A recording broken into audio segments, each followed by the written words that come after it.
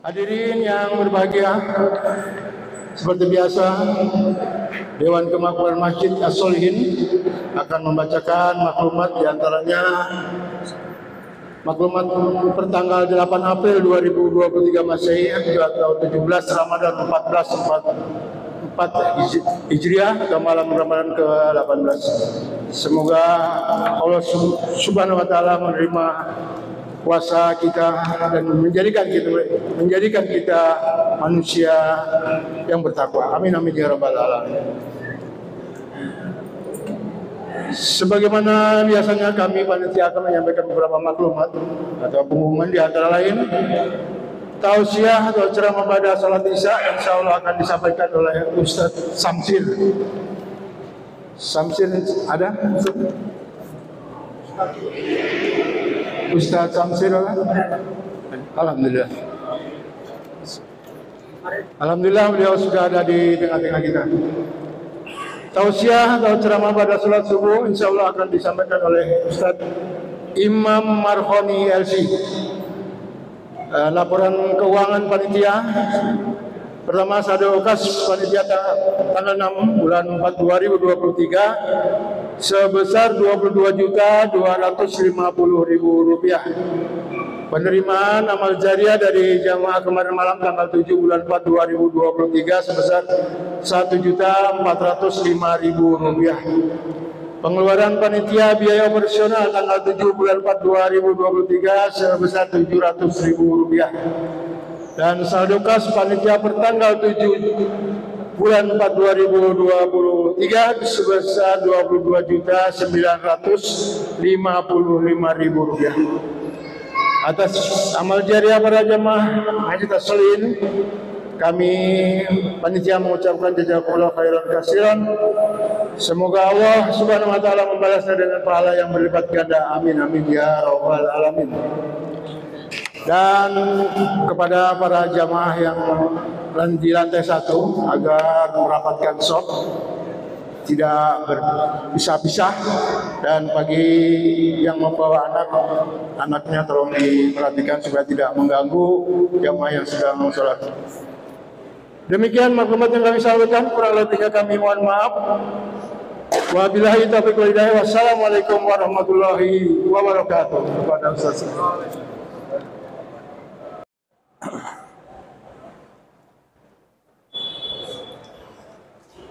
Assalamualaikum warahmatullahi wabarakatuh.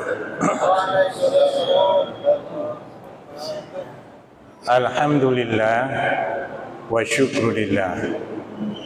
La haula wa la quwata illa billah. Asyhadu an la ilaha illallah wahdahu la syarika lah. Syahadatan tunji qailaha min adabin alim. Wa asyhadu anna Muhammadan abduhu wa rasuluhu la nabiyya ba'da. Allahumma salli ala Muhammad wa ala alihi wa sahbihi wa man tabi'ahum bi ihsan ila yaumiddin wa ba'd. Hadirin jamaah tarawih yang dimuliakan Allah Subhanahu wa taala, alhamdulillah kita baru saja menyelesaikan saum yang ke-17 dari bulan suci Ramadan, di mana diyakini oleh mayoritas kita bahwa malam 17 Ramadan itulah pertama kali Allah menurunkan kitab sucinya di muka bumi ini melalui sebuah peristiwa besar, yaitu turunnya Al-Quran di Gua Hira. Seperti yang kita pahami bersama, bahwa pada saat Al-Quran diturunkan, Nabi sudah 5 tahun setiap bulan suci Ramadan senantiasa melaksanakan tahannus di Gua Hira sebulan penuh. Tahanus ialah bersunyi sendiri dalam sebuah gua yang sangat kecil, muatnya paling tidak atau maksimal 3 orang. Disitulah Nabi merenung siang dan malam, memikirkan kebesaran alam dan mencari jati diri dan hakikat Sang Pencipta, Allah Subhanahu wa Ta'ala. Karena ketika itu ada banyak peristiwa di mana tidak masuk dalam akal sehat Rasulullah. Kok setiap orang itu punya simbol ketuhanan dalam bentuk benda? Sampai-sampai di Ka'bah itu, di sekeliling Ka'bah ada 360 simbol ketuhanan. Patung itu menyimbolkan Tuhan setiap suku, setiap daerah. Atau setiap daerah datang membawa simbol Tuhannya lalu naruh di depan Ka'bah. Kemudian mereka tawaf, bersiul-siul, bernyanyi ketika dia sedang tawaf, memohon kepada Tuhan mereka. Semua itu tidak masuk dalam akal sehat Rasulullah.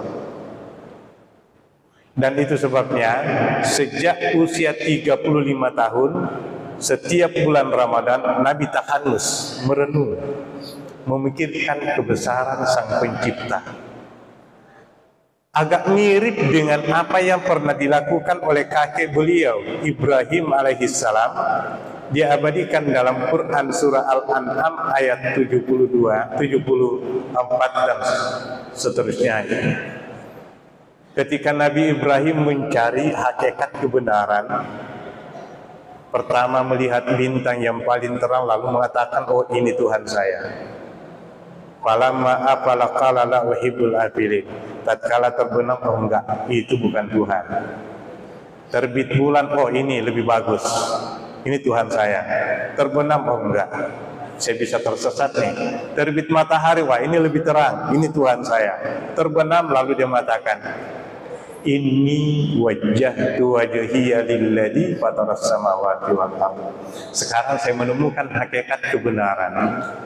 Kata Nabi Ibrahim, hakikat kebenaran ialah pencipta seluruh alam semesta, bintang, bulan, matahari, dan diri Nabi Ibrahim itu sendiri. Agak mirip dengan apa yang dilakukan oleh Nabi Muhammad SAW.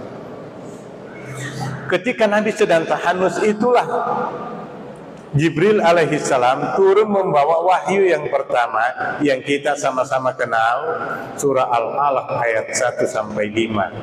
Iqra bismi rabbikal ladzi khalaq. Bacalah dengan nama Tuhan yang mencipta, sampai ayat 5 turun. Peristiwanya setiap bulan Ramadan atau setiap nuzulul Quran orang selalu membicarakan. Karena itu yang dikisahkan oleh Ummul Mukminin Aisyah radhiyallahu anha kepada kita, bahwa Nabi dipeluk, Iqra ya Muhammad, bacalah hai Muhammad. Qala ma ana biqari. Nabi bilang, saya nggak bisa baca. Fa'akhadani faghattani, lalu kemudian makhluk yang datang ini memeluk. Kemudian setelah itu dia lepas lalu mengatakan, Iqra ya Muhammad, bacalah hai Muhammad. Qala ma ana biqari, saya nggak bisa baca. Fa'akhadani salisa, ketiga kalinya dipeluk dan itu lebih keras. Kemudian dilepas. Iqra ya Muhammad, bacalah hai Muhammad. Kata Nabi, seolah-olah 5 ayat yang tertulis di dinding gua itu juga tertulis di dalam dada saya. Maka saya langsung hafal 5 ayat itu. Iqra bismi rabbikal ladzi khalaq. Setelah Nabi sudah menghafal, makhluk yang tadi pergi. Namanya sendiri di puncak gunung, Ya kaget, ketakutan. Nabi keluar di gua itu, dia nengok ke atas langit. Dia melihat ada makhluk yang sangat besar sedang duduk di singgasananya. Kaki yang satu di ufuk timur, yang satu di ufuk barat. Saking besarnya. Dan ada 600 sayap memenuhi seluruh alam ini. Nabi belum tahu ini siapa. Yang pasti kita semua pasti kaget kalau menemukan makhluk yang begini dan belum pernah mengenal sebelumnya. Dan itu sebabnya Nabi ketakutan sampai demam, pulang ke rumahnya. Zamiluni. Sore hari istrinya Khadijah binti Khuwailid radhiyallahu anha mengajak menemui saudaranya. Dia adalah seorang pendeta, tapi dia sudah buta. Dia jelaskan peristiwa tadi. Apa kata sang pendeta? Hada Namud alladzi qad nazala fi Musa. Itu Namud. Tahu apa Namud? Namud itu nama Jibril dalam bahasa Taurat. Itu Namud yang pernah turun kepada Nabi Musa. Demi Allah, seandainya saya masih kuat, saya akan membela dirimu ketika engkau diusir oleh kaummu. Nabi kaget. Au mukhrijiyabi? Mereka akan mengusir saya, salah saya apa? Kata Waraqah bin Nawfal, tidak ada yang datang membawa kebenaran seperti yang kamu bawa, melainkan dia diusir oleh kaumnya. Nabi mulai agak sedih juga. Saya akan diusir oleh kaum saya sendiri. Hadirin yang dimuliakan Allah, bukan peristiwa turunnya Al-Quran ini yang kita ingin bicarakan, tapi kita kembali kepada 5 ayat yang pertama itu. Bacalah dengan nama Tuhanmu yang mencipta. 3 ayat yang pertama dari 5 ayat yang pertama turun itu berbicara tentang bukti-bukti kebesaran Allah melalui ciptaannya. Dan 2 ayat yang terakhir 4 dan 5 itu berbicara tentang qauliyah. Ya? Oleh para ahli tafsir, oleh para ulama dikatakan sesungguhnya 5 ayat ini berbicara 2 poin penting yang semestinya dimiliki oleh umat Muhammad SAW. Apa itu? Ketika Allah berbicara tentang ayat-ayat kauniyah, maka sesungguhnya yang mestinya menjadi prioritas utama umat Islam adalah membangun kecerdasan spiritual. Dan 2 ayat terakhir 4 dan 5 itu berbicara tentang kecerdasan intelektual. Artinya apa? Islam itu, Al-Quran itu memadukan 2 kecerdasan, kecerdasan spiritual dan kecerdasan intelektual. Itulah Al-Quran. 2 sisi ini yang dibangun. Pertama, turun wahyu membangun 2 sisi tersebut. Karena siapa yang membangun 2 sisi tersebut, maka dia akan menjadi bangsa yang cerdas. Mari kita lihat. Disusul surah berikutnya adalah Al-Muzammil. Apa yang terjadi pada surah Al-Muzammil? Ya ayyuhal muzammil qumil laila illa qalila nisfahu aw inqus minhu qalila aw zid alaihi warattil qur'ana tartila, dan seterusnya. Wahai orang yang berselimut, bangunlah engkau salat malam. Perintah bangun salat malam. Separuh malam engkau salat, kata Allah, boleh kurang sedikit dari separuh malam, bahkan lebih dari separuh malam engkau salat mendekatkan diri kepadaku. Yang dibangun apa di sini?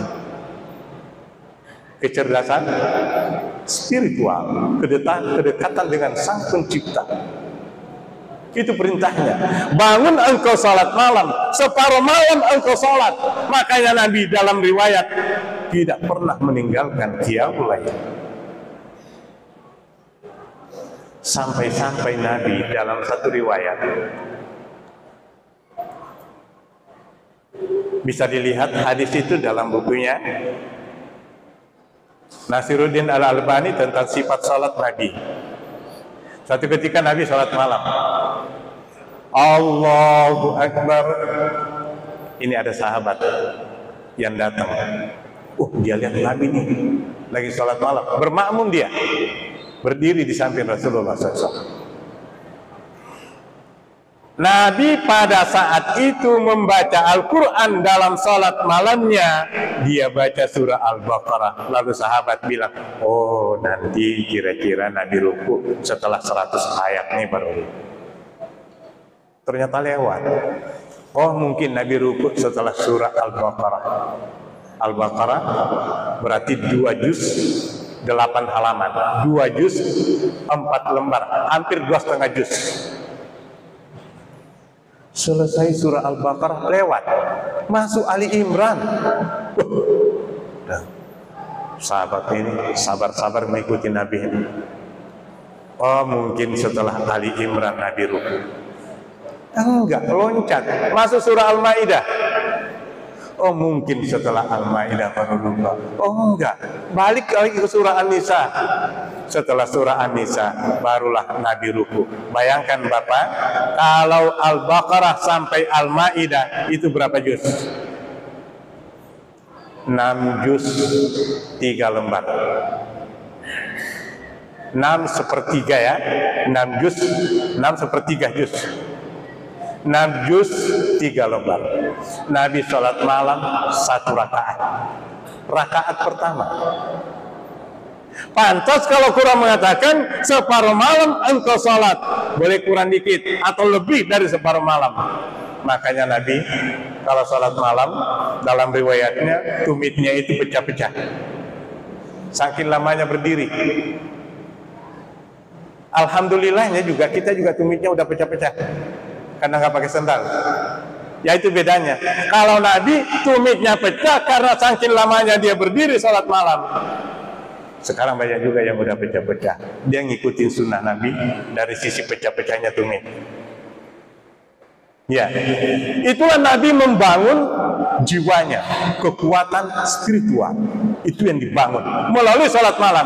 Dan orang yang membangun kekuatan spiritualnya melalui ibadah kepada Allah, kita tahu kan apa yang terjadi dengan Nabi dan para sahabatnya. Mari kita lihat. Siapa yang sudah membaca buku Sistem Pendidikan Islam? Ketika Umar bin Khattab menuju Palestina, hendak menerima serah terima kunci kota Palestina. Di tengah jalan mereka kepanasan. Lalu kemudian Umar radhiyallahu anhu berdoa mengharap supaya awan itu memayungi mereka, dan awan pun memayungi mereka dalam perjalanan. Kekuatan spiritual dimiliki sahabat Nabi. Bahkan ketika Amr bin As menjadi gubernur Mesir, setiap tahun kota Mesir itu selalu banjir. Dan nanti surut apabila ada gadis perawan dari suku Kipti, dilemparkan ke Sungai Nil, baru airnya bisa surut. Amr bin As radhiyallahu anhu jadi gubernur, nggak mungkin melakukan itu. Maka dia berkirim surat kepada Amirul Mukminin Umar bin Khattab. Ya Amirul Mukminin, Mesir kebanjiran lagi, apa yang harus saya lakukan? Maka delegasi itu diberikan surat oleh Umar bin Khattab. Nih, selembar kertas ini. Bawa ke Amr bin As. Bilang sama Amr bin As, surat saya ini celupkan di Sungai Nil. Tahu Bapak apa isi surat Umar? Ya Nilu, in kunti min ibadillah fanzili, wa illa fala tanzili. Hai Nil, kalau kamu hamba Allah, turun sekarang. Tapi kalau kamu bukan hamba Allah, nggak usah turun, kata Umar. Itu suratnya Umar kepada Sungai Nil. Surat Umar radhiyallahu anhu dicelupkan di Sungai Nil. Saat itu juga langsung surut dan sampai sekarang tidak terulang lagi. Bukan Umar mempersembahkan kepala kerbau. Iya. bukan mempersembahkan seekor kambing seperti yang banyak dilakukan oleh saudara kita di pesisir ini. Ancol, Kalibaru, sampai Muara Angke, mempersembahkan kepala kerbau kepada penjaga laut biar mereka mendapatkan banyak ikan katanya. Yang punya ikan itu Allah. Lalu kenapa melakukan persembahan-persembahan yang mengandung unsur kemusyrikan itu? Na'udzubillah. Ya, kita kembali ke kekuatan spiritual. Maka kita diperintahkan bangun salat malam. Ya Allah, sekarang Bapak imam yang paling diidolakan, ini mohon maaf Ustaz, imam yang paling diidolakan itu kalau bacaannya itu An-Nas, Al-Ikhlas, pokoknya Al-Asr, yang pendek-pendek cepat. Kalau perlu 23 rakaat 7 menit, itu rekor. Disiarkan di semua media. Kayaknya sebuah prestasi. Prestasi apaan? Itu prestasi iblis yang menjadi didambakan. Kan itu sholat yang nggak sah. Bukankah ada sahabat Nabi? Dakhala rajulun wan Nabi sallallahu alaihi wasallam dakhala al-masjid. Seseorang masuk masjid, ketika Nabi masuk masjid, Nabi salat tahiyatul masjid, sahabat itu juga salat. Ketika dia salat, Nabi perhatikan. Ya, falamma shalla, ketika dia menyelesaikan salatnya, jaa ilan Nabi, dia datang kepada Nabi, fasallama, dia beri salam, assalamualaikum ya Rasulullah. Qala rji fasalli fa innaka lam tusalli. Ulangi salatmu, kami itu belum salat. Faraja fasalla kama shalla, dia kembali mulai salatnya sama dengan yang pertama. Setelah selesai datang lagi, irji fasalli fa innaka lam tusalli. Ulang, kami itu belum salat 3 kali. Setelah ketiga kalinya apa kata sahabat? Walladzi ba'atsaka bil haqqi la usina ghaira. Demi Allah yang mengutus engkau membawa kebenaran, itu salat saya paling bagus Rasulullah. 7 menit 23 rakaat. Itu yang paling bagus. La usina ghaira, enggak ada lagi yang lebih bagus dari itu kata dia. Apa kata Nabi? Kalau kamu mau salat, takbiratul ihram, baca yang mudah bagimu dari Quran, dan rukulah dalam keadaan tumaknina, i'tidal tumaknina, sujud tumaknina, tahiyat tumaknina. Lakukan itu dalam salatmu kata Nabi. Nah ini Allahu Akbar, Al-Fatihah satu nafas, setelah itu Yasin, Allahu Akbar, Allahu Akbar. Kan kata Nabi enggak sah salat. Baik. Setelah turun surah Al-Muzammil, surah yang kelima turun adalah Al-Fatihah. Tapi sebelum Al-Fatihah adalah Al-Qalam, surah Al-Qalam. Nun wal qalami wa ma yasturun. Demi pena serta apa yang ditulisnya. Coba, pena dan apa yang ditulisnya apa? Intelektual, kecerdasan. Jadi diprioritaskan dulu bangun kekuatan spiritualnya, lalu kemudian masuk kepada bangun intelektualnya. Itu dua-duanya dibangun dalam Islam. Siapa yang mengasah intelektualnya tidak mengasah spiritualnya, lahirlah orang yang jago memperdebatkan agama tapi tidak ada amalan. Amaliannya nggak ada, salat males-malesan. Tapi kalau bicara agama paling jago, suka menang berdebat. Ya. Sebaliknya, siapa yang mengasah spiritualnya tidak mengasah intelektualnya, lahirlah kayak saudara kita. Dia ngomongnya dari hati ke hati. Orang lagi mabuk aja diajak ke masjid, nurut Pak.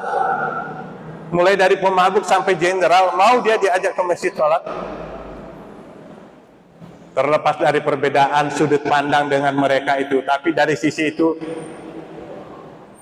harus diakui. Ya, itu tidak nyunah, itu urusan lain. Tapi saya berbicara tentang dari sisi orang ngomong dari hati ke hati itu nyambung. Orang yang berbicara dari hati nuraninya akan diterima oleh hati orang yang mendengarnya. Orang yang berbicara dari logika berpikirnya itu akan secara rasional diterima oleh orang yang mendengar.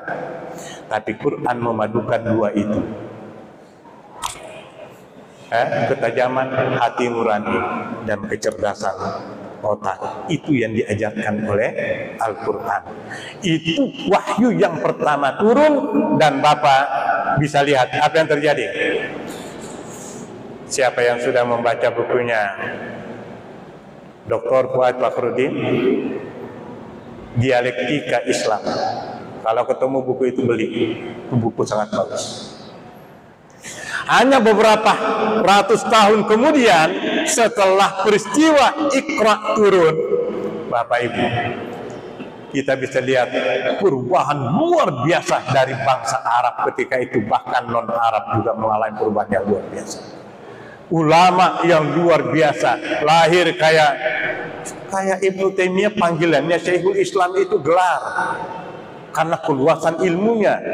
Al-Allamah, Syekh ini dan seterusnya, itu gelar saking luasnya ilmunya. Amirul Muhaddisin kepada Imam Ahmad bin Hanbal, ulama mengatakan ada sekitar 1 juta hadis yang dihafal. Coba 1 juta hadis, siapa di antara kita yang hafal? Nggak usah 1 juta hadis, 100 nomor handphone. Dan itu bukan hanya menghafal hadisnya, lengkap dengan orang yang meriwayatkannya, sejarah hidup mereka dari lahir sampai mereka meninggal.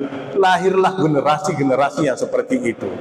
Lahir kayak Al-Qasim dari mazhab Maliki. Di situ dikatakan bahwa perpustakaan pribadi Al-Qasim itu referensinya, katalognya sama jumlahnya buku yang ada di perpustakaan nasional Pakistan dan India. Perpustakaan pribadinya, saking luasnya ilmunya orang ini. Lahirlah orang yang kayak Al-Jahiz mata agak keluar saking banyaknya membaca buku. Dia pernah mengontrak perpustakaan Al-Hikmah Baghdad. Di kontrak itu dia baca semua bukunya. Lahir generasi seperti itu. Generasi yang hebat seperti ini lahir melalui sebuah proses panjang, diawali dengan Iqra bismi rabbikal ladzi khalaq. 5 ayat yang pertama tadi. Tidak hanya kecerdasan dari situ ya, kehebatan Al-Quran juga mampu menggerakkan dan melahirkan orang-orang hebat. Bacalah bagaimana peristiwa Mu'tah. Singkat, terakhir, singkat. Bagaimana peristiwa Mu'tah? Ini musim panas. Mendaftarlah 3.000 sahabat yang siap ikut dalam perang Mu'tah. Kata Nabi, panglima kalian Zaid bin Harithah. Tapi kalau Zaid bin Harithah gugur, digantikan oleh Ja'far bin Abi Thalib. Jika Ja'far bin Abi Thalib gugur, digantikan oleh Abdullah bin Rawaha. Jika Abdullah bin Rawaha gugur, musyawarahlah, angkat panglima kalian ketika itu. Apa yang terjadi, Pak? 3.000 berhadapan dengan 200.000 pasukan Romawi. Habis menurut kita. Tapi mampu melahirkan orang-orang hebat seperti ini. Pertempuran dahsyat ini, pasukan Romawi puluhan ribu yang gugur. Tahu Bapak berapa yang gugur dari sahabat Nabi? 8 yang gugur di medan perang, dan 4 yang meninggal di jalan ketika pulang ke Madinah. Artinya hanya 12 orang yang gugur. Begitu hebatnya sahabat.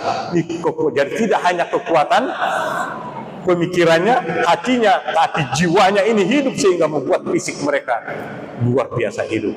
Lahirlah generasi yang pemberani luar biasa. Kembalilah kepada Quran, karena kunci kemenangan umat Islam ada pada Qurannya. Ya, ada pada Qurannya. Ketika perang salib terjadi di Timur Tengah, Afrika sampai ke Timur Tengah, itu udah hancur-hancuran Islam ini, Pak. Ditambah lagi Mongol dari timur, ketemu 2 kekuatan menghancurkan Islam. Benar-benar habis Islam. Imam Al-Ghazali berpikir keras bagaimana mengembalikan umat Islam. Maka ijtihad beliau ialah mendirikan madrasah Al-Quran, khusus menghafal Quran. Dilanjutkan oleh muridnya Abdul Qadir Jailani. Lahirlah orang-orang hebat dari Bani Saljuk. Salah satu yang lahir dari sekolahnya itu paling terkenal Salahuddin Al-Ayyubi, lahir dari madrasah Al-Quran. Maka jika umat Islam ingin kembali meraih kemuliaan dan kejayaannya, kembalilah kepada Quran. Maka saya mengajak Bapak semua, jadikan rumah kita semua di dalamnya ada hafiz Al-Quran, ada anak kita yang hafal Quran, ada cucu yang hafal Quran. Jadikan rumah-rumah setiap muslim, kalau di dalam rumah mereka belum ada yang hafal Quran, ingatkan kenapa anakmu, cucumu belum ada yang kembali kepada Quran. Karena kunci kemenangan dan kemuliaan ini ketika mereka kembali kepada kitab sucinya, dan mereka diinjak, dihinakan seperti sekarang ketika mereka meninggalkan Al-Quran. Kembalikan anak cucu kita menjadi ahlul Quran. Jadikan setiap rumah ada hafiz Quran di dalamnya. Tidak bisa 30 juz, 20 juz. Nggak bisa 20 juz, 10 juz, nggak masalah. Yang penting semua rumah muslim di dalamnya ada suara Al-Quran, ada generasi ahlul Quran, ada orang yang berjuang mengembalikan kemuliaan Islam. Semoga kita semua termasuk di dalamnya. Amin. Hadanallahu wa iyyakum ajma'in. Wassalamualaikum warahmatullahi wabarakatuh.